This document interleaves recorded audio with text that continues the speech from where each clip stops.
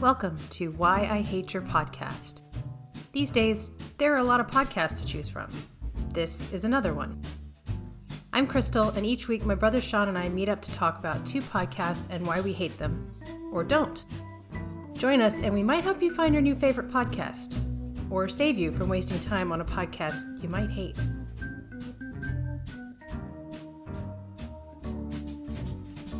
Okay, so this week we are testing my tolerance for political podcasts.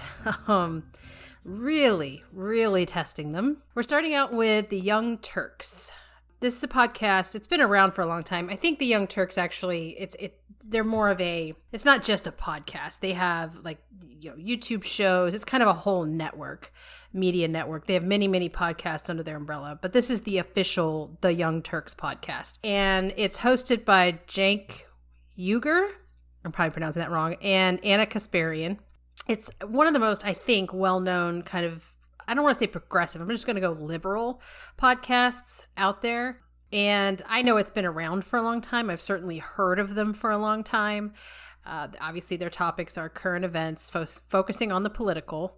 It is more on the left side of the aisle in terms of their coverage and their opinions. And so I listened to a couple of episodes. I think you've been much more aware of them and or listened to their stuff much longer than I have, because I just, like I said, I've said previously, disclaimer, I don't like political podcasts, so this is not one that I had ever checked out, but I did listen to a few episodes for purposes of this review. So I'm going to throw it to you to talk about some of the background with the Young Turks, if there's some history there. I think we've reviewed Dave Rubin. He used to be part of the Young Turks, as well as was it Jimmy Dore or somebody else? Anyway, I know that it was a broader group of people that have kind of fractured off and split off at different points. So why don't you give a little more context around that? Oh, and I should note, their official podcast has no description in their podcast feed or on their website. It's just The Young Turks is all it's called, So yeah, they've actually been around for quite a while. I think just recently they were kind of celebrating their, I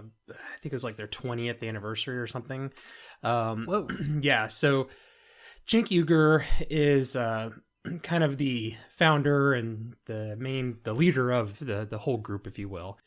So their primary platform is YouTube, right? Even though they do have a bunch of podcasts. They have a YouTube channel. I think they have multiple YouTube channels actually, but they actually have a full news desk. It looks like they have a studio. So they present themselves as kind of an actual a news program.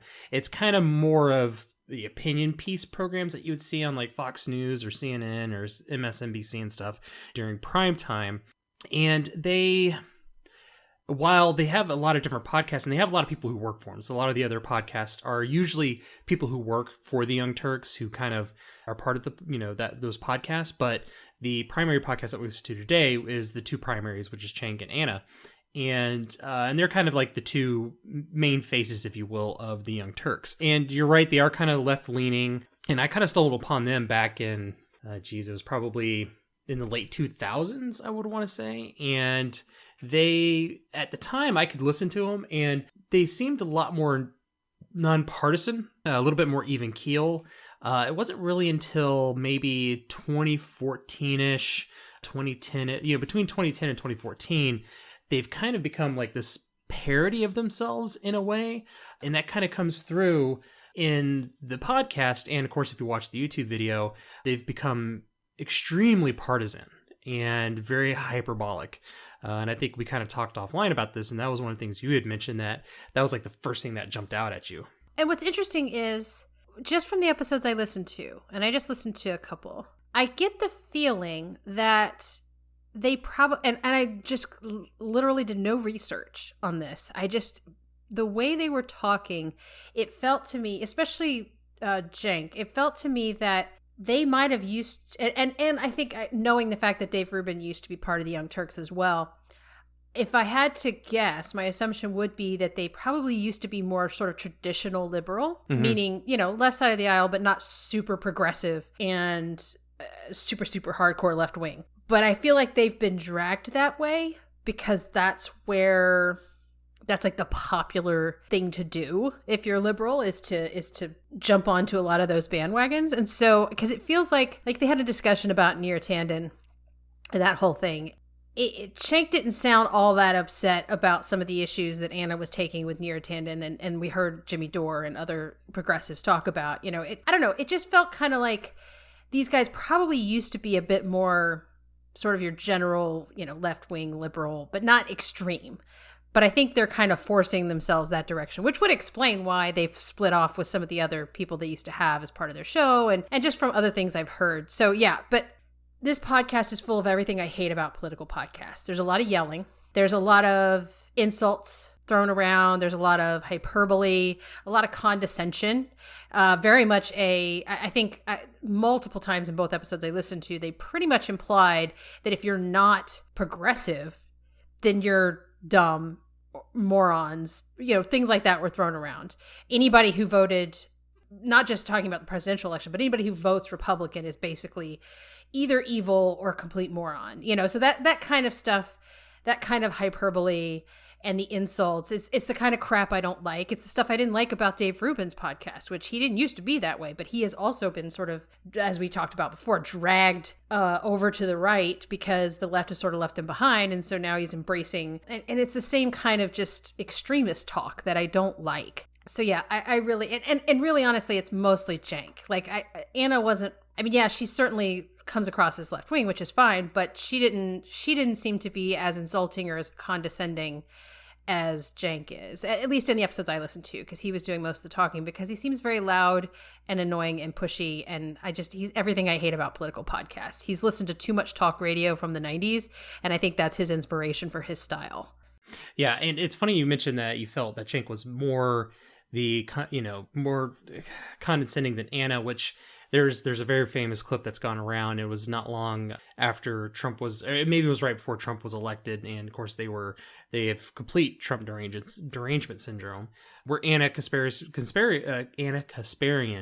was saying essentially, actually she said it directly, "I am better than you because I'm voting for Hillary." Right? She's literally, that's what she said. It just straight out, that is a direct quote. I am better than you, quote unquote. So she's also condescending. I just didn't get enough of it, apparently. Yes. Yeah. And to be honest, I think she is probably way more condescending than Cenk. Now, Cenk, and you mentioned, one of the things that you said that you hate about, this kind of exemplifies what you hate about political podcasts, right? A lot of hyperbole. And they've kind of gotten into the whole clickbaity kind of, super hyper partisan, because it gets views, right? And one of the things about online publications and online discourse is that hate views are still views. And Cenk, he's very boisterous and loud, and it's kind of become a meme with his, if you watch other political channels that will kind of critique the Young Turks, is of course. So, yeah. And they've also become kind of an example of why a lot of people who hate media, just in general, right? Because they're very kind of out of touch. They're very, they're very LA, obviously. They're based at LA. Actually, Cenk tried to run for one of the districts in LA back in 2018. I don't remember which district it was. And he failed miserably. I think he came in last in the primary. And one of the things is that Cenk he was one of the founders of the Justice Democrats, which their whole goal is to primary Democrats that they don't like. And that's kind of how, AOC got into power, is that the money came from the Justice Democrats. And so they were all about AOC when, she was running for her primary and then for her initial election. But they are definitely out of touch of really a lot of people in America. They really just kind of speak to the base. They speak to the kind of like the radical progressive base.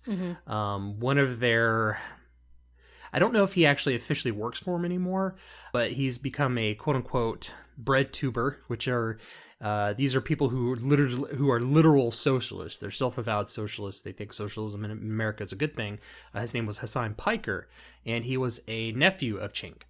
Now, Cenk, he is originally from Turkey, and so is Hassan. And I believe it was Hassan Piker, and I can't remember exactly, but I believe it was somebody who worked for the Young Turks who didn't know what crop circles were. They were flying in an airplane. They looked out the window, and they're like, what are all these circles for? And it was crop circles. He didn't understand crop.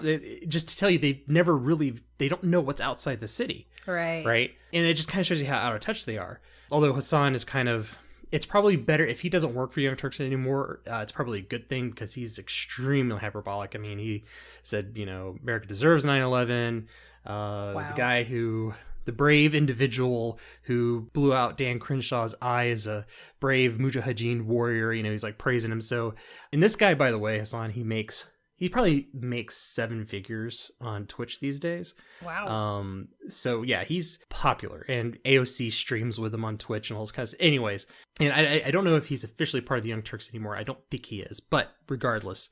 But that kind of gives you the idea of the kind of people that are at the Young Turks. So that's kind of the background. I mean, they've in a lot of circles in the political sphere, especially like on the YouTube culture side of it, they've kind of become a parody. People don't really take them seriously. I mean, their main channel has 5 million subscribers, which is nothing to joke about.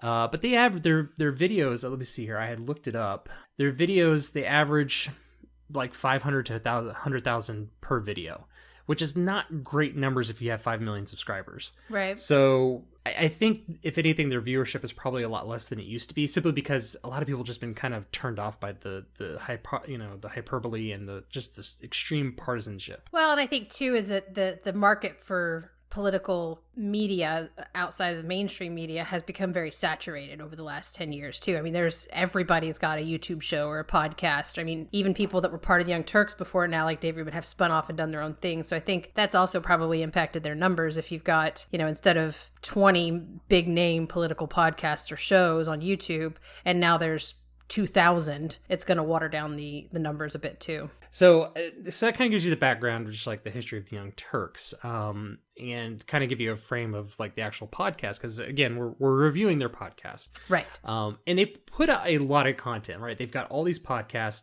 and on their YouTube channel, there's a ton of content, and it seems like this podcast. I tried to look to see if if this podcast is just an audio of their YouTube channel, or if it's just clips from their YouTube channel or something, and I couldn't really find it. So it seems like the podcast content is actually different than the YouTube content. And I would assume that's the case, because if the production quality is any indicator, there's no way they would be as successful as they are if this was the actual like audio version of their YouTube. Because their YouTube, like you said, I've never watched. Well, I can't say I've never watched it, but the image in my head is them at like a news desk in a professional studio, high quality video, high quality audio, all that. So judging by this podcast's quality, this is not the YouTube show.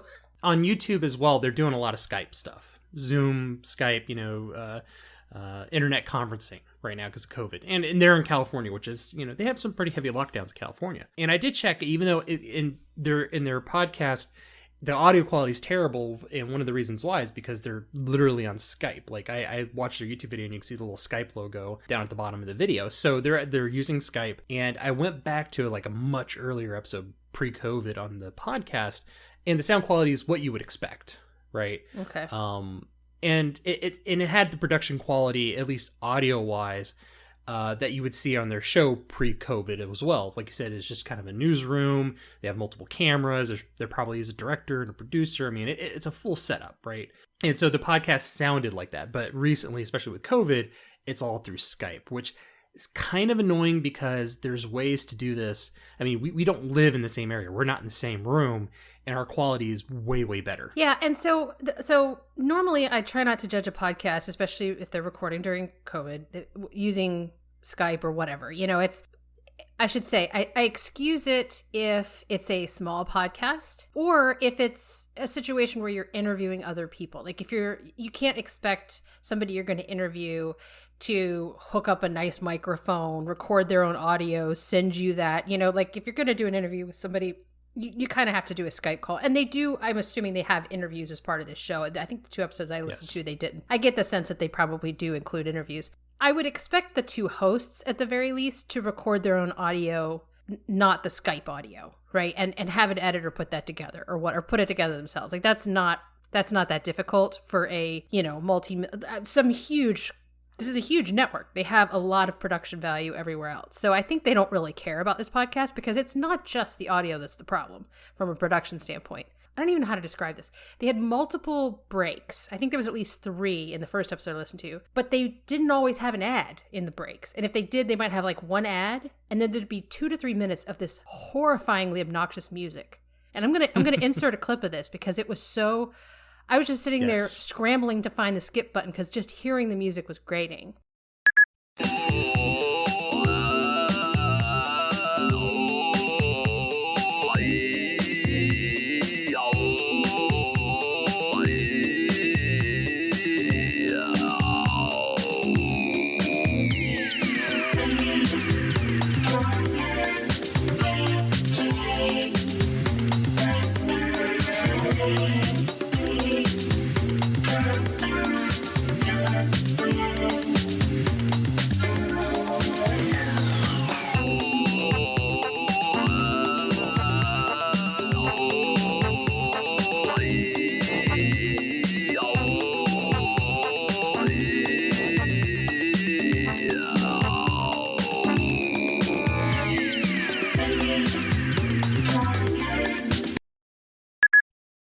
And it reminded me of, you know how back in the day when news, like local news channels first started putting their stuff on the internet, like streaming their broadcast on the internet. And I remember this because they were broadcasting a local trial and they were only broadcasting it online. And so I had it up. Anytime they would go to a commercial break, they didn't have commercials on their internet stream. So it would just, show their logo and play some, music for like 3 or 4 minutes while commercials ran, and then they would come back. It's kind of like that. So they take these breaks. And again, remembering that this is not a audio feed of some other show. This is just specifically their podcast. I think. I mean, we can't find any evidence of this being anywhere else. And so they'll go to this break. They may or may not have an ad or 2. And then they'll have like minutes of this awful music, and then they'll come back. Okay, so those are the breaks. The official, hey, we're going to take a break. We'll be back. Then they had, right in the middle of Cenk talking, like mid-sentence, an ad was inserted. And then it picked back up where he left off. Like it literally just, I don't know how you do that, how you make that mistake. I am relieved to see that. I think the press through the Trump years has gotten tougher, and I really, really welcome it. And now they're... Support for this podcast comes from Lexus. When you look at a successful modern leader, at first you might see an intimidating facade. But when you take a closer look, you'll find a very human core. That's why Lexus has engineered the new Lexus LS to a higher standard, the human standard. Humanity is at the heart of the new Lexus LS, with intuitively designed functions like a new touchscreen multimedia display that makes it easy to reach your team, and lane departure alert with steering assist that helps you get there. Because it's more than intelligence that we admire. It's the humanity behind it that will always take you further. Introducing the new Lexus LS, the most advanced LS yet. Learn more at lexus.com/LS. They're beginning to apply it a little bit to the Biden team, which I very much welcome as well, because they're supposed to be watchdogs. It's kind of like those iHeart ads, right? They just they're so abrupt, right? And the thing is that... But with iHeart ads, the podcasters, they like insert a break there. They'll stop. It won't be mid-sentence. This was literally just mid-sentence. Right. And what was surprising to me is, that the music was absolutely terrible. And in the intro, it just has this really obnoxious like rock music. It just goes on for way too long as well. And what was interesting is that some of these ads are big corporate ads. Like I heard a Lexus ad, which is interesting because Cenk has gotten in a lot of trouble for certain things he said. Right. And this is where it goes into the whole thing where people argue, is cancel culture real or not? Cenk has... So the name the Young Turks, I don't know if people are up on their history. I'm sure if people have heard of the Armenian genocide. And Cenk, he was raised in Turkey. And I know somebody personally from Turkey who's told me that in their schools, they kind of skirt around it. They don't really talk about it. So Armenian genocide denial is pretty common among Turkish people. But he's lived in the States most of his life. Mm-hmm. And he is a denier of the Armenian genocide. And he's tried to apologize for it in the past, but it wasn't, again, kind of skirting around it saying, I'm sorry you're offended. I think this kind of apology, right? And what's funny is that the Young Turks are the kind of the organization within the government that committed the genocide. And what's even funnier is that Kasparian is an Armenian last name. Really? It's very, yeah. So it's a very kind of weird thing. He's also like, there were some blogs that were digged up of him back before he started the Young Turks. I think he worked for some journalist institution, and he had some really just very anti-feminist, very disparaging remarks about women and stuff in it, very misogynistic. Mm-hmm. And again, he could apologize, and nothing really happens to him, and they get Lexus corporate ads. If something like that was dug up on like Ben Shapiro or Dave Rubin, they would lose pretty much all their sponsors, right? Right.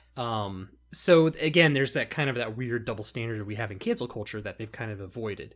The other thing I wanted to call out before we leave production quality behind was that one of the episodes I listened to, the way it ended was, and it's like, okay, let's take a break, and after the break we'll come back and we'll talk about XYZ, and that was the end of the podcast. It just stopped after that. It was literally, we'll be right back after this break, and that was the end of the podcast feed.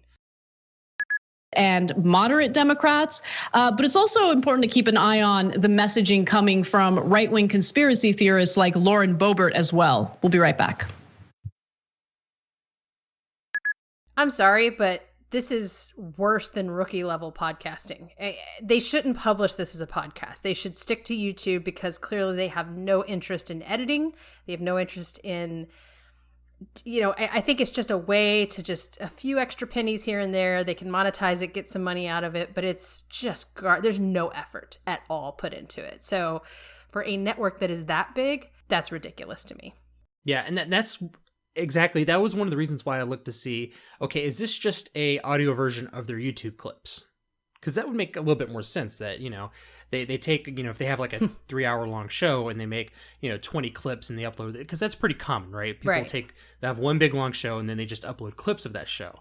So if they had upload 20 clips and this was just an amalgamation of those clips from their episode, that would be one thing. But I couldn't find, so I went to like the latest episode, listened to it, and then I went to their YouTube channel to see if that same content was in the YouTube channel, and it wasn't. I couldn't find it. Now, it's possible they may have a separate YouTube channel because they have a couple that this came from, but if that was the case, I would assume the Young Turks podcast would be content from the Young Turks YouTube channel and not some side YouTube channel. So, yeah, it was really confusing. The transitions between segments was really weird. You have all this crappy music. And really, as far as the content of what they were talking about, it was just all hyperbole, and it was 100% them just dunking on the other side. Yes. There wasn't really any news. It was just 100% just them dunking on the other side. If it was news that was kind of neutral in nature, they don't report it.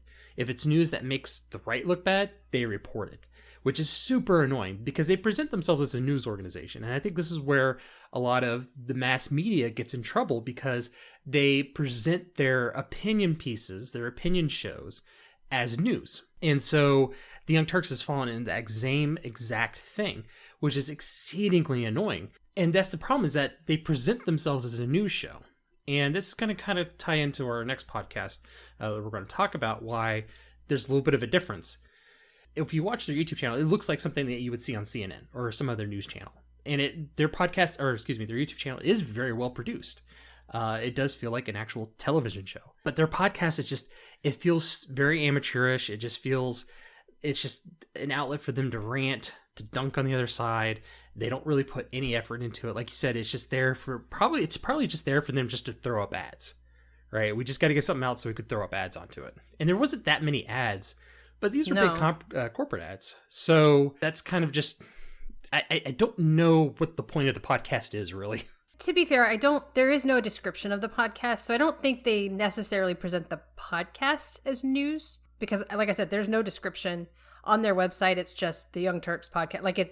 There's nothing about it. And so they don't claim that it's a news, like their YouTube, I can't speak to their YouTube stuff because, like I said, I haven't really watched it. And I do know that it looks more like a news show. But this is very much all opinion. And I think in one of the episodes I listened to, they had a segment where they were debating, like I said, the Neera Tanden nomination for the office of OMB. And they did a debate, right? Like, It was Anna was making the case against her, and Cenk was making the case for her. And it wasn't really, I mean, that's how they presented it, but he also didn't like her. But he was just saying that he wanted her to get the position out of spite because the Republicans were complaining about her tweets, which was incredibly hilarious considering Donald Trump's tweets over the last 4 years, and that they were insulting tweets or whatever. Whereas Anna took the position that she's not a progressive, she's barely even a liberal, that kind of thing. And she's extremely problematic and yada, yada. But it really was all opinion. The entire thing was opinion. And I will say this. There were moments where, which isn't common in this type of podcast, political podcast, where I think there was a little bit of balance. It wasn't much, but there was a little bit. And I want to call it out because it's only fair. At one point, I guess with the whole Texas thing, the whole situation where Ted Cruz had gone to Mexico or like Cancun or whatever during the freeze in Texas, and then he came back. Apparently somebody paid to have a mariachi band like go stand outside his house and play. And Cenk actually said, I've always said I disagree with going to people's houses for anything. Like, that's not the right way to disagree with somebody or to protest anything that they're doing. You don't go to their house. And so, he, regardless of who they are, whether they're Republican or a Democrat. So I thought that was, a little beacon of light within a very, very, very negative podcast.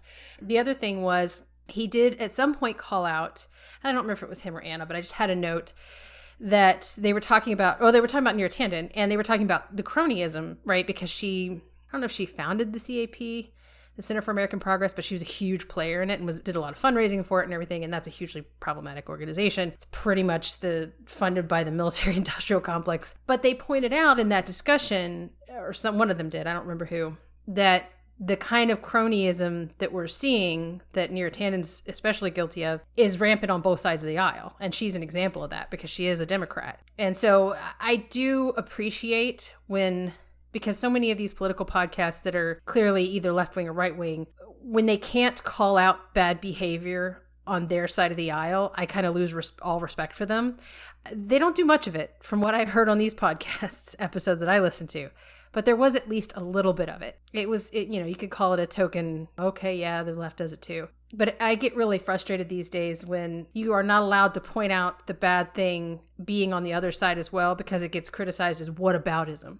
It's like, well, it's not whataboutism. It's fair to say that both sides engage in this behavior. That's not a bad thing. It doesn't make one of them good and one of them bad. They both do it and it's bad. So I do appreciate the rare occurrences when anybody, whether it's on a podcast or news opinion piece or whatever, or in journalism in general, is willing to call out bad behavior on both sides, regardless of their own political affiliation. So I will give them a little bit of credit for that, because I did get, I think maybe twice out of the 2 episodes I listened to, there was something where I was like, hey, at least they're being fair about that. I will say that in the past, when I have listened to them, Cenk, even though, yes, he could be kind of boisterous and loud and he's just a loud guy, he's almost kind of like Alex Jones, like loud. Gets like super amped up and just, gets really, really, he starts yelling and just screaming and just gets really worked up. But out of all of them, he's the one who has the biggest glimmer of hope, because I've seen him take a good stance on a topic without being hyperbolic. Anna, I have lost all potential faith that she can get out of that blinded just insanity that she's in, which is so funny. She hates Dave Rubin. Like, she has her own segment almost on the show where she's just like, let's talk about what Dave Rubin said today. They hate Dave Rubin so much. She's got like this blood feud with him. So I feel that she's kind of lost. But Cenk, I feel like at his core, there may be a guy there who can, because believe it, actually, that reminded me, I listened to him debate Tucker Carlson about immigration. It was at like one of the CPAC type conferences or something. And they had a really civil discussion. Cenk had good points. Tucker had good points. And it's like, once you get Cenk out of like the Young Turks bubble, he's a much better person to listen to. And it would almost be worth it if he just kind of dropped the Young Turks, went out and just on his own, did his own podcast outside of the TYT network. He may not be that bad. So I think there's potential there for him to be good, but I just feel like they're kind of wrapped up in, we need clicks, we need views, we need downloads, and so let's just be as hyperbolic as possible. And when I go back to the whole thing with Hassan Piker, all the terrible things he had said, Cenk actually hadn't come onto the show and say, you need to apologize. He just kept kind of trying to force Hassan into it, and Hassan was very resistant to it. And eventually Hassan, who speaks perfect English, by the way, he's like, well, English is my second language. It was a language barrier. It's a misunderstanding in language of what I meant. It obviously wasn't. But, you know, he never really fully apologized, but it was like this weird thing where the uncle was sitting there chastising his nephew for saying some naughty words. And Cenk was on the side of everybody else who was angry at Hassan. And so there's like little glimmers where I'm like, okay, I can kind of like him. But once he gets into the I need clicks, I need downloads, I need views mode, he's insufferable. So and that's just kind of my take on him from what I've listened to. And like I said, I've had a lot of exposure to him, and I've actually had Twitter spats with both him and Anna before in the past. And mostly with Anna. Don't even get me started on that.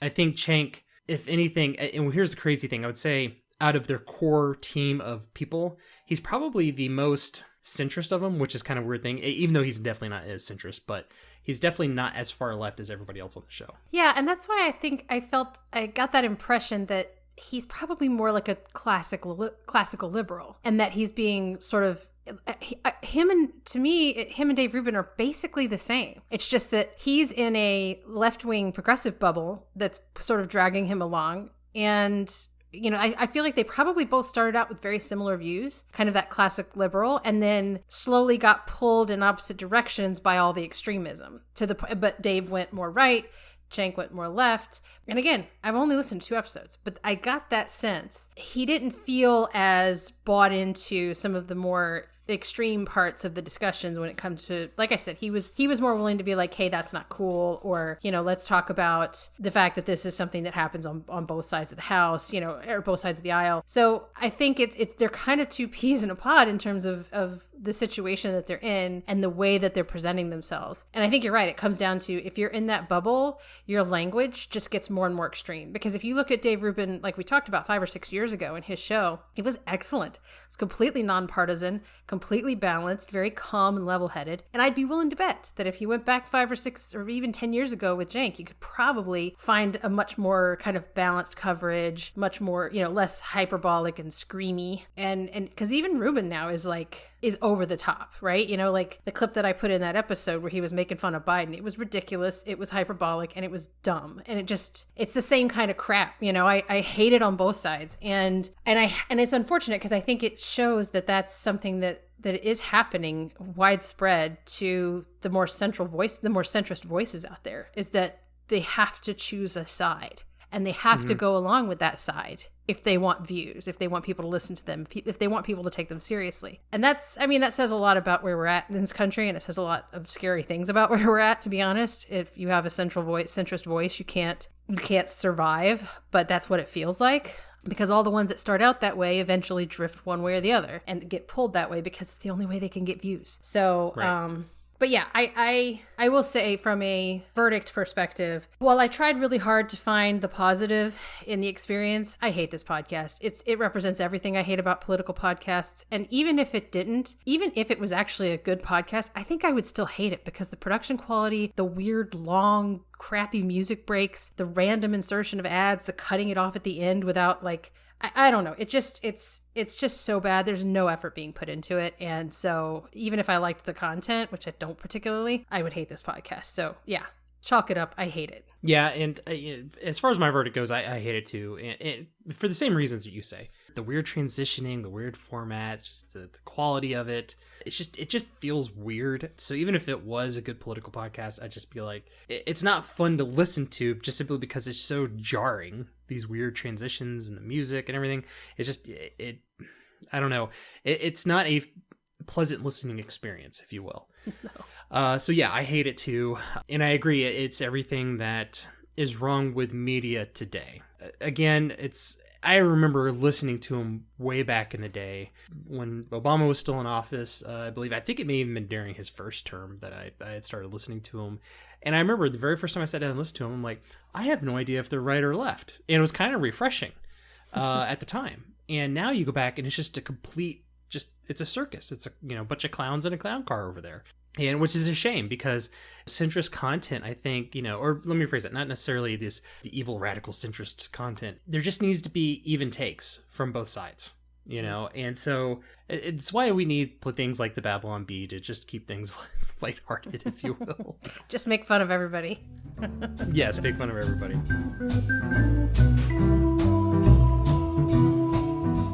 So the next podcast today is the podcast of the Lotus Eaters. Strange name, I know, and the creator of the podcast does recognize it's a strange name. So this is another political podcast. You could almost call it the complete opposite of the Young Turks. So we figured it would be fun to have these two side by side because the creator of this podcast, Carl Benjamin, actually has some history and beef with Cenk Uygur, or Chunk Yogurt as he likes to call him.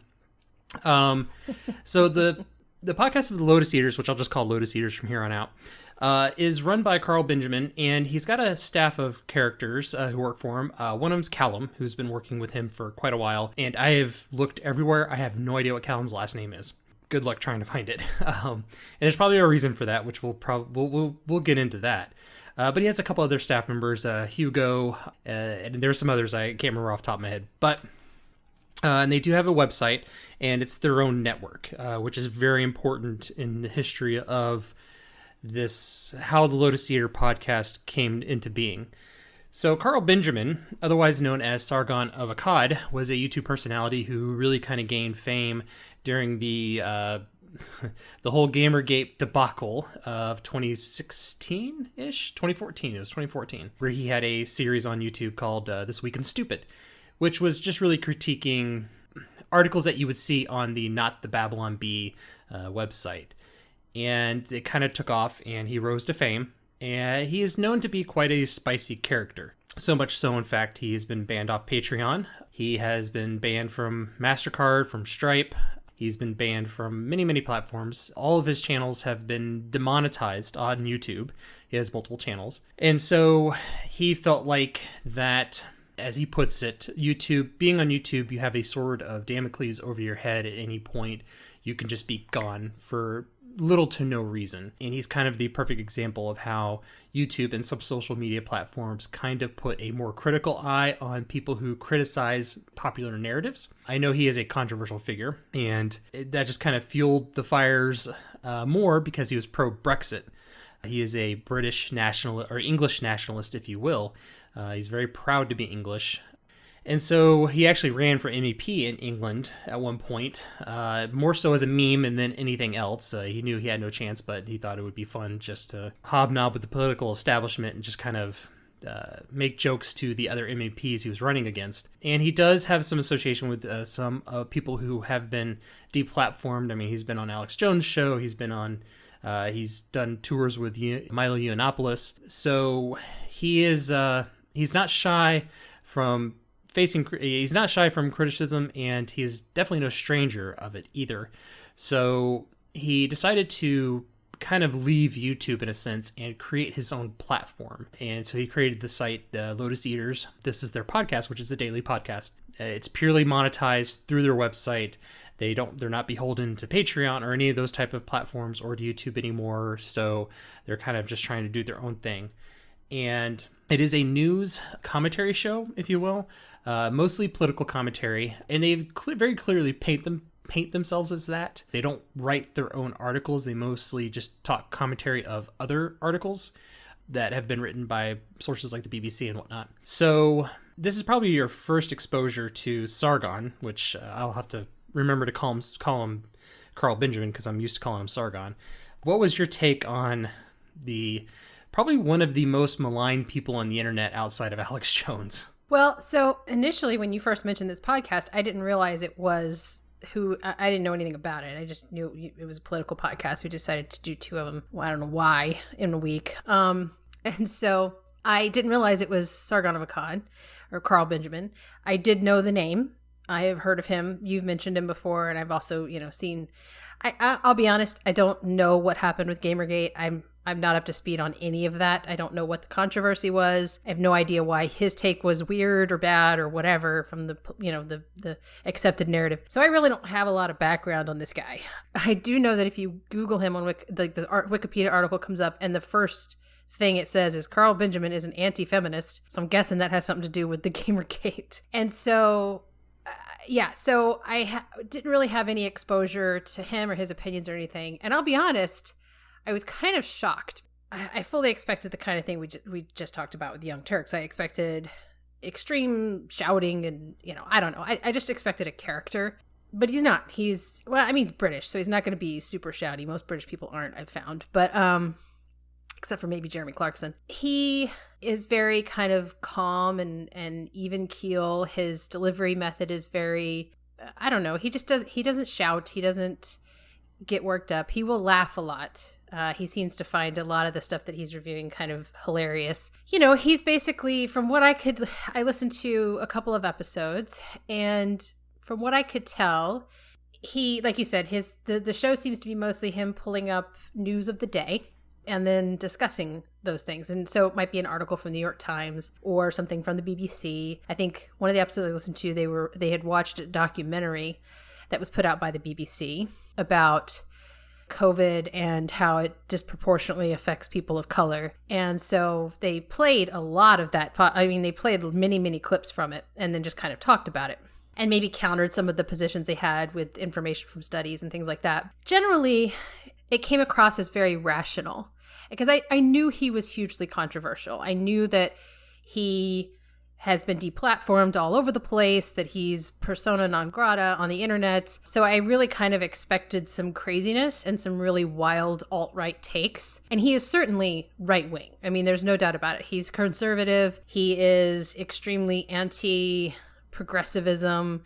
He is, like you said, he's pro-Brexit. He's a bit of a nationalist in that respect. He does appear to be. None of the podcasts that I listened to, episodes I listened to, even talked about feminism at all. It was more just kind of generally the woke progressive takes from some of these major news organizations that they were criticizing. But I think there's it just comes off a lot more professional than I expected, I guess, because I knew this guy was like a YouTuber. Yeah, I don't know what I expected, but it was a little bit more professional and better put together. And I will say, compared to the Young Turks, this huge organization that has a big, network and all these shows and everything else, the podcast quality on this was light years better. And there is a video stream that accompanies it. I think it's on YouTube, but they've now moved it just recently to their website only, at least for the live stream. The show goes out live, but they're very well prepared. The editing, it's not edited because it's a live stream, but their transitions are really smooth. They stay on topic. There's not a lot of ranting. There is some kind of making fun of the takes that they have in these articles, but I will say there wasn't a lot of, I wouldn't say a lot. There was a little bit of the other side's pretty dumb kind of generalizations, but it was not nearly as bad as it was on the Young Turks. It was very much targeted towards this article or this documentary, or this thing that we read, that they pull up and discuss. And it's literally just kind of breaking down those things and kind of point-counterpoint discussion about those things. I was pleasantly surprised. I was expecting a lot more yelling and hyperbole, and I don't know. I from everything I've heard about Carl Benjamin, I think I had a much different impression of him. Yeah, and what's funny, and this is for my obligatory Joe Rogan comment. Carl's actually been on the Joe Rogan podcast previously. When Joe made the move from YouTube to Spotify, there was a number of episodes that didn't come over to Spotify. Milo Yiannopoulos, Gavin McInnes, Stefan Molyneux, and then Sargon of Akkad. And at the time, Joe Rogan was saying, oh, well, there's some issues, blah, blah, blah. And, we're going to leave these up on YouTube because it's my top 10 favorite ones, which we found out recently was all a lie because Joe literally said on air, it's like, yeah, there's certain episodes that Spotify didn't want on their platform. And it was Carl Benjamin's. Well, weirdly enough, it disappeared from YouTube and it's not on Spotify. So that episode is gone forever. I'm sure there's mirrors of it. And thinking of that, listening to Carl Benjamin, and then such blatant just removal of that episode on Joe Rogan, do you think, it seems a little weird because his takes are really not that extreme. Right. And he's actually a very well-read individual. He actually has like this book club thing. I think they're reading Marcus Aurelius right now, which is all about Stoicism and stuff. He adheres to very, Aristotelian type of virtue modeling in his own life. And, he also goes and tries to read the books that a lot of these woke people are writing and stuff. He goes out and reads those books as well. So he's actually read the Communist Manifesto, which socialism is kind of a big thing for him. He's not a fan, but he's a very well-read individual. And like you said, he's very cool, calm, collected, speaks, he speaks very well. He presents his argument very well. And what's interesting is that like Callum and other people who work for him they will disagree with Carl. And they will have debates with one another because they disagree on certain points, but it's always very respectful and it never gets to yelling or shouting or anything like that. The thing is, if you go to Wikipedia, well, actually, first off, if you just Google Sarkhan of Akkad, you're not going to actually get any of his YouTube channels won't come up. You won't get Lotus Eaters won't come up. Nothing will come up on Google. It's all things talking about him, but nothing that he creates. So he's actually shadow banned from Google searches and also on YouTube searches, by the way. And where he gets in trouble is when he makes jokes that are a little too spicy. There's some gamer words in there and he gets in trouble. So what is it that he did that like initiated this? Because the level of deplatforming, shadow banning, I mean, you hear about cases of, Google and YouTube have shadow banned these YouTubers so that when you search, you have to actually like search for the video name or go to their channel explicitly to see their stuff. But what, like the level of deplatforming that he has experienced is so much more extreme. To the point where, is it that there is a targeted group of people that are just hell-bent on getting him erased off of the internet? Or is it, what did he do specifically? Because, I mean, I've seen that kind of takedown happen before, but not to this extreme. So I'm curious as to because like I said, I didn't do really much research. I just sort of knew of him, and I knew there was some Gamergate thing, which, again, I don't know a lot about. But well, first off, I mean, him being critical of the Gamergate movement was, or critical... So Gamergate was, and I'm trying to summarize as much as I can, was basically saying that the video game development space is not a safe space for women. Okay. Which there's plenty of ways to disprove that. And it caused a whole kerfluffle when we found out that a lot of game journalists were kind of in collusion with one another, that if you weren't writing woke articles, that you'd kind of be blacklisted in the industry. And it was this whole big thing, and it caused a big kerfluffle.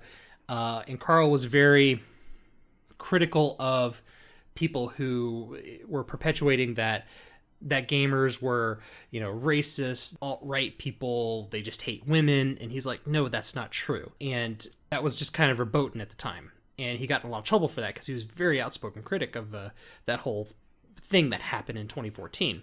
And that was kind of where his rise to fame was on YouTube.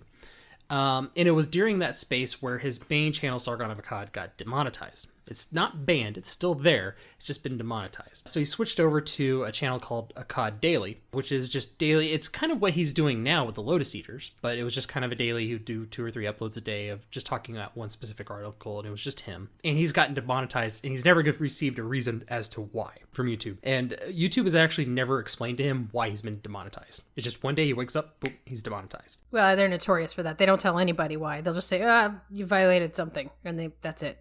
And he's been very open, saying, hey, if you were to tell me what I'm doing wrong, I will fix it.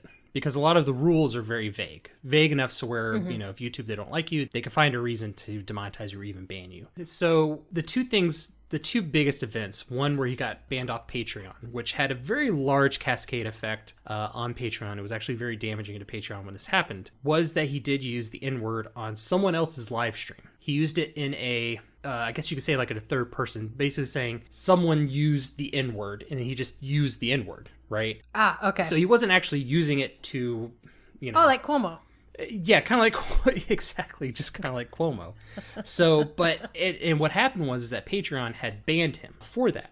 Now, you can go on Patreon right now and type in on the search, the N-word, and you're going to get a ton of pages that actually where it's on their platform. But here's the crazy thing is that the CEO of Patreon, who was on Dave Rubin's show at one point, had said that we will never ban you for something you do off platform. Yeah, I remember you saying that. Yep. Right. And so, but they banned him for saying that on someone else's live stream. And of course, universally, people are like, okay, you kind of need to be smarter about this because you're under a microscope anyways, right?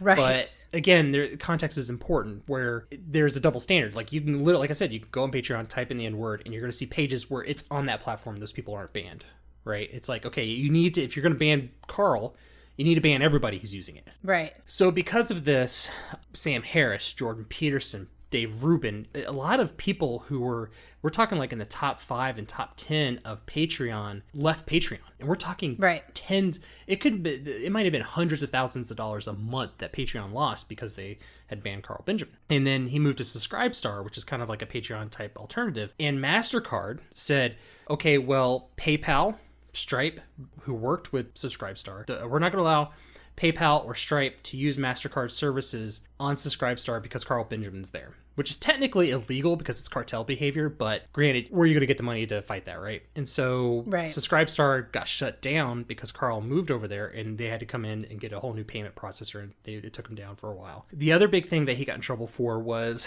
on Twitter, and where he got where he got banned off Twitter. There is a MEP in England, her name escapes me at the moment, but there was a debate in the House of Commons in England, which is their lower house, where they were talking about men's issues. They were specifically, I believe they were talking about men's rape or something. And she was laughing while somebody was talking about it. One of the MPs there. And it was just very, very distasteful, her way she was acting. Like, it's not a big deal. Men don't have problems. And Carl has had many spats with her in the past, and he had put on Twitter, "Don't worry, I wouldn't even rape you." Spicy I think I joke. Heard about this. Very spicy joke, but he got banned for that. And it's like, well, I'm threatening not to rape her, so it's like, okay, why? But again, and that's where he gets in trouble again, is him trying to be funny. And that goes back to him using the N-word, or as we call it, gamer words, on that other live stream. It was kind of more of a joke setting, but it wasn't necessarily a take, and he got banned for that. So ever since then, he's been kind of under a microscope. He's very frustrated by that, and that's kind of where Lotus Eaters came from. He's like, I can't be on YouTube anymore. It's too stressful. At any day, I'm going to lose everything. And so that's why they created this new platform. I can't say I agree with all of his stuff. Some of that stuff is, I think you're going to rightfully take some heat for it. You know, you've got to be able to take some heat. I think getting banned is a different... I think one of the big problems they have with banning people now is that context is completely lost, and it's not about what you actually said. It's about what the narrative says that you said. I think there's some really good recent examples of that, where if you actually go back and look at whatever it was that was said and or posted, it's not what's being repeated in the narrative, right? But, you know, I don't think somebody's livelihood should be taken away. I think that's true of any of the, to use the term cancel culture, which gets a little overused nowadays. I disagree with anybody's livelihood being taken away, their job. They're taking essentially bread off their table because they said something you don't like, or you were offended by it, unless it's an actual threat. So he sounds a bit of like an edgelord, which is not my favorite kind of thing. But the interesting thing is, I would not have gotten any of that from his podcast. He doesn't behave that way on his podcast at all. And maybe that's because he's trying to be careful, but it's much more a rational discussion about things that are, you know, actual articles from real sources. And it's funny, sometimes even when they're countering, I think they were reviewing a New York Times article, and they actually countered, well, technically the article countered itself, but they pulled up another article from the New York Times that basically said the opposite of what they were saying there. You know, like, so they do use really good sources. They don't ever seem to stray into weird sources you've never heard of, or clearly partisan, you know, right-wing sources or anything when they're doing their point counterpoint type of analysis of an article. So I was pretty impressed by that. I would not have assumed that was this guy just listening to this podcast.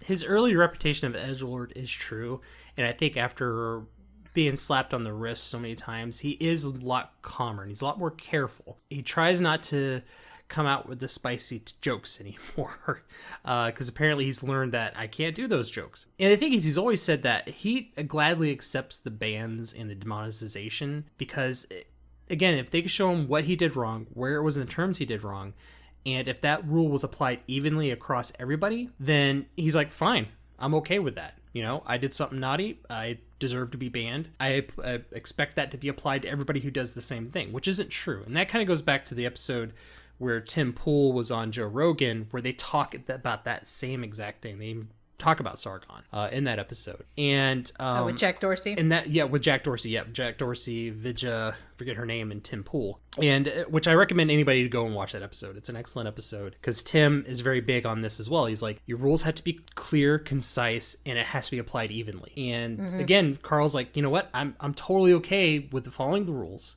if you tell me what they are clearly. And I'm okay with the rules that are clearly defined if it's applied evenly. And he's willing to take that punishment. He's always said that. But he has calmed down, and which is actually, his content now is much better than it was years ago. Because I've actually been listening to him for a while, which for some people is going to be considered problematic, but whatever. But it was really where I really started listening to him was during the whole Brexit thing. Because all we heard in the West was why Brexit was bad. In the mainstream news, why Brexit was bad, and we never really got a sense of why Brexit was good. And so he presented the argument from, more of an economic, more of a historical context, cultural context of why Brexit was bad and why he didn't agree with it. And so it was something I really appreciated. And by that point, he had kind of started to chill out a little bit because he realized he was kind of on thin ice.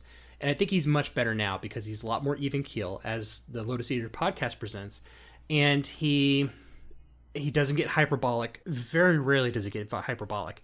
And what they do is they literally will say, we're going to look at this article. We're going to talk about it. I'm going to bring up sources that counterpoint this article. And so everything they talk about is very factual, which is what I really appreciate. And I mentioned this in the Young Turks episode, part of this podcast, was that Young Turks presents itself as a news show. They have got the news desk, they've got the multiple cameras, they've got the infographics and stuff behind them. They have the veneer of a news show. And they have the veneer of like, we're reporting the news. Whereas Carl, it's very clear that they're saying, we are commentating on the news. We're criticizing the news.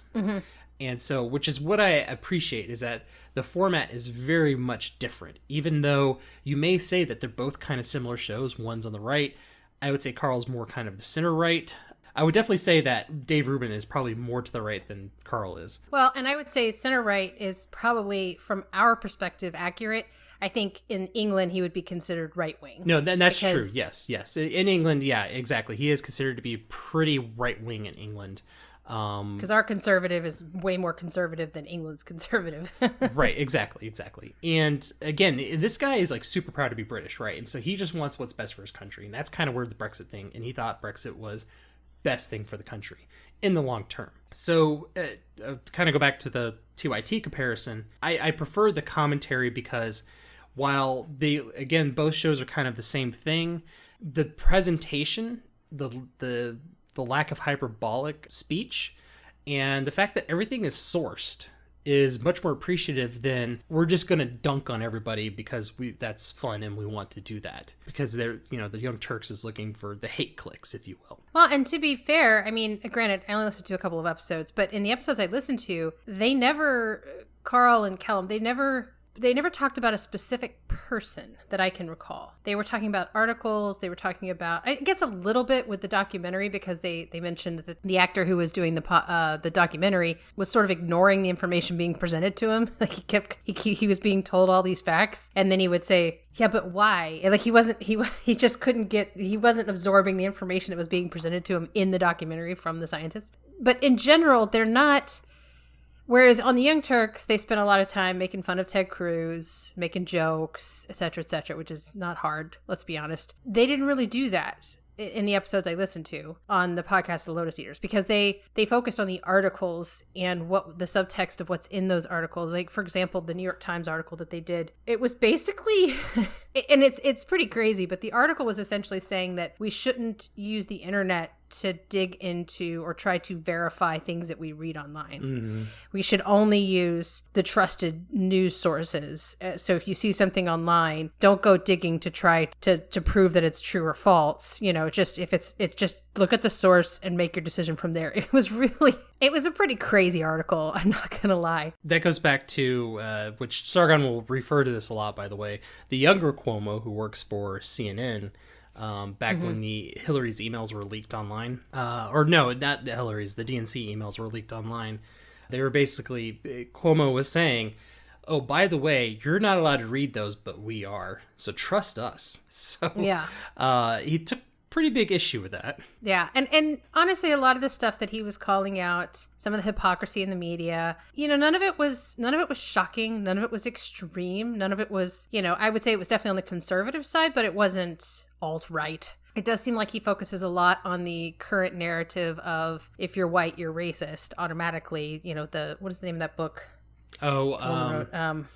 Beverly D'Angelo's book. White Fragility? Yes, White Fragility, yes. Yeah, where if you're white, you're inherently racist. Like he takes issue with that. And he in that particular point, he sounds a lot like, kind of the classic liberals we've talked about before in other shows, where it's like you don't necessarily, if you're judging someone based on the color of their skin, that makes you racist. None of these are hot takes or anything terribly. The things I think of when I think of alt-right are some pretty extreme things, and I'm not hearing any of that on this podcast. Now, I'm not saying he hasn't gone there, and I'm not saying he's not, because again, I've not really consumed anything from this guy before this podcast, so I'm judging this only on what I listened to. Similar to the Young Turks, it just didn't come across nearly as controversial or extreme as I expected based on the little bit that I had heard, regarding how much he's been deplatformed. So it surprised me. I was very surprised. Yeah. Well, and it's like, I think we mentioned this in the Joe Rogan episode. If you go to Wikipedia and read about Joe Rogan, it's going to say,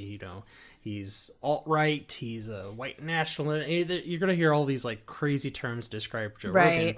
And I'm like, okay, read the article and then listen to the podcast and tell me, does that make sense? Right. And it's the same thing with Carl. You can go to Wikipedia, read his Wikipedia page. You're going to hear some terrible things, but then listen to his podcast and be like, okay, these seem pretty even-handed takes. Where's the white supremacy coming in? And then what's funny is that the people on the alt-right hate him.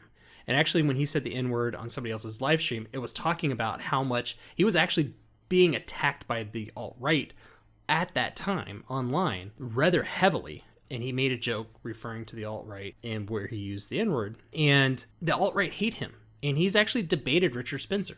And you can go, and it's actually a really good debate. He's arguing against Richard Spencer's position, who is a self-avowed white nationalist who believes in a white ethno-state, saying how that's a stupid idea and why it won't work, But yet it's like, okay, if he is a white nationalist, an alt-righter, and all this stuff, then how can he argue against the position of Richard Spencer? It's just the cognitive dissonance doesn't make any sense. So if people who, they may have a preconceived notion of him, read the Wikipedia article and then listen to one episode, and you're going to really get a disparate take on who Carl Benjamin is. Because, like I said, he's very well read, he's very educated, his takes they're not anything controversial, really. Yes, he may make a joke now and then that might be controversial, but even then, he doesn't really do that much anymore, especially with the Lotus Eater, which he's kind of turned into more professional, and that's the thing that comes through in the podcast. It's very professionally well done. It looks professional. And so he's basically taking what was a hobby that earned him money on YouTube to saying, okay, I'm actually going to make a career out of this, and I'm going to be doing it right and be professional doing it. And so it's just one of those people you can't really listen to the news. And again, he's made mistakes. He's admitted to those mistakes. He fully accepts what punishment he's gotten from them, and he's learned from those mistakes. But the continued demonization of him, again, that goes back to the whole thing of cancel culture, right? And the big thing is never apologize to the mob, right? It's kind of like the whole Kevin Hart thing back with the Emmys, where he's had to apologize multiple times for some jokes he said in the past. Because every time he apologizes, it calms down, someone brings it back up, he's got to apologize again. You just never don't apologize to the mob. But as a podcast itself, it is a daily podcast, and it's one of those podcasts the news cycle is so fast that you go back and listen to an older episode, it's not going to be really relevant anymore, but it is a daily podcast, and they're about an hour long. And I don't know if it's actually in the audio version of the podcast, but at the end of the podcast, they do a super chat section, kind of like what Tim Pool does on his show, where, they read out the super chats that come in. Yeah, but they're ditching that because they're not live streaming on YouTube anymore. That's right. Yes, they got a strike. I don't even know what the strike. I don't even think they know what the strike was from. No, he said he knew it, but he couldn't say it because basically they referenced a topic that is not allowed. If I had to guess, and I don't know, but I think what they referenced was probably something to do with COVID or masks or whatever. It was in something that they were discussing. And so if you mention anything about anything other than the accepted narrative on COVID, you're going to get struck because they're going to assume you're a conspiracy theorist or something. Right. So I don't know. I don't know what it was. That's just a guess. But because being that it's current, where we are currently in the news, it happened like 2 weeks ago. And basically it was something they mentioned. They didn't debate it or talk or give it any merit or anything. They just mentioned it apparently. But by mentioning it, that got them a strike. Well, and that's the thing. Is like, what if the Young Turks said the same thing? They just mentioned it. They probably wouldn't have gotten a strike. And with the strike, and the way the YouTube strikes work, if you get a strike, you can't live stream for like a week or something.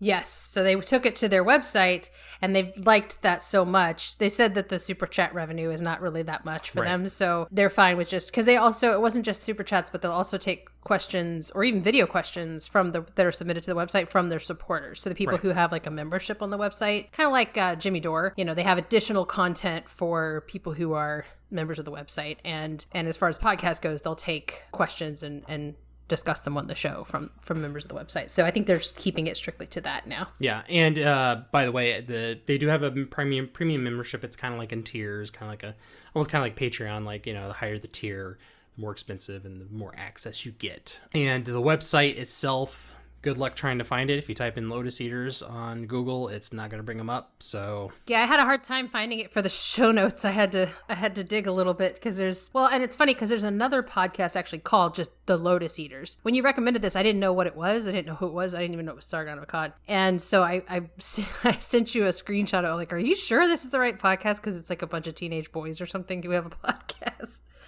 And you're like, no, that's not it. Because I'm really glad I didn't just start listening to that one because I'm sure that would have been a treat. But yeah, no, it's I did have a hard time finding it for the purpose of the show notes. So yeah. So as far as ratings go, I mean, I don't hate the podcast. I've been listening to it, and I value more so his takes on the English side of politics and the Brexit, everything that's happening at EU, COVID. Because what we hear in the West is going to be the BBC narrative. You don't really get any kind of counter narrative, which is, again, that goes back to my kind of centrist principles that you kind of have to listen to both sides and kind of see where the overlap is, and where the overlap is, that's where the truth is. Mm-hmm. So we don't really get access to the opposing narrative in the UK, and so I mainly listen for that. And he does a lot of analysis on U.S. politics as well, which it's interesting to hear the analysis from somebody who's in the U.K. about the American political system. And what's also interesting as well is that he does give you a lot of information about the NHS that you wouldn't hear otherwise. Here in the West, you just hear about NHS, it's a universal healthcare, it's amazing. And he's like, well, hold up, let's talk about that a little bit. Sure, it's great if you got a broken arm, but let's talk about some other problems with it. So it's good to get that perspective of our own system and what's going on in England from somebody who's kind of counter narrative. Yeah, so for me, I almost wish we had a third rating because I'm going to land on I don't hate it, but it's kind of podcast. I mean, it's of the political podcasts, if it fits into that category. It's a better one. I think if you're looking, because again, the way I like to consume news and politically related media is I like to get, like you said, I like to get something from the right, something from the left, compare the two. And so I think this wouldn't be a bad one for getting the information from the right, for like you said, especially to get the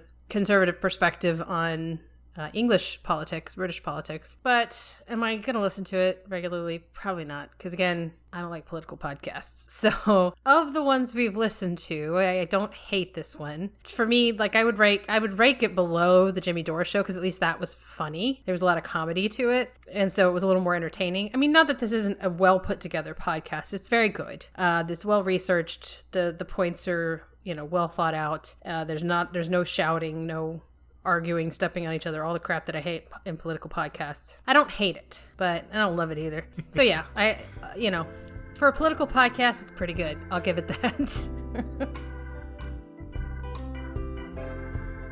Have thoughts you want to share? Send us an email at whyihateyourpodcast@gmail.com or visit our website at whyihateyourpodcast.com. You can also find us at Hate Your Podcast on Twitter and Instagram.